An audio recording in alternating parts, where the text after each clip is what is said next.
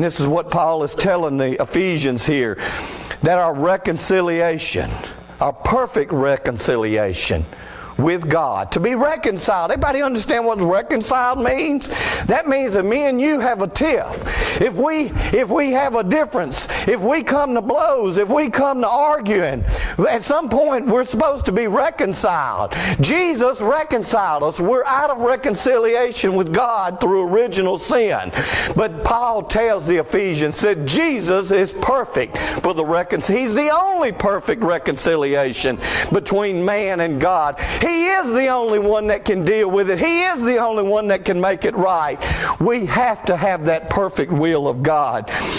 He tells us that Christ is our peace. Christ should be our cornerstone, and the need to keep the unity of the Holy Spirit. Those are just some of the top-end items that he hits at chapters 1 through 5. That we've got to keep all that in mind. Christ is everything. Unity in the Spirit. Christ is the only one that can reconcile us. He nails that hard, Jason. He gets it hard into their mindset that it's Jesus or nothing. It's got to be Jesus. That message is still good today, Mark. It's Jesus or nothing. It's nothing you can do, I can do, we can do, anybody in this church can do. It's through Jesus Christ, or it's nothing. This is the only time that it's all or nothing.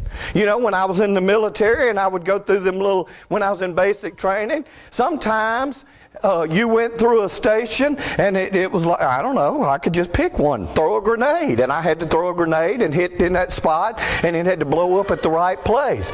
You didn't get a 80% or a 75%. You was a go or you was a no-go.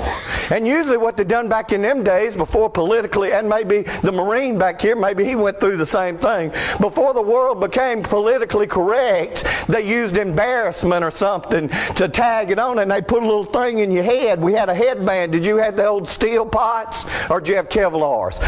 All right, the old steel pots had a band around them. You see them on TV where they put a card or the cigarettes or something. Well, we didn't get to do that in basic training in AIT. And what they done is, if I failed, what they done is they put a little card up in there that said no go. So you went to the next station with this.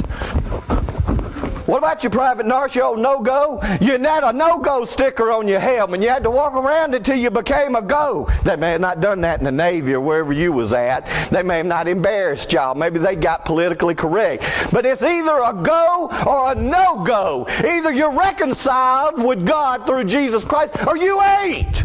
There is no in-between. There is no 65%. There is no grading on the curve. Well, at least I'm better than Brother Moore. At least I'm better than so. It ain't none of that. Either you're reconciled through Christ, or you ain't reconciled through Christ. And that's what Paul is teaching.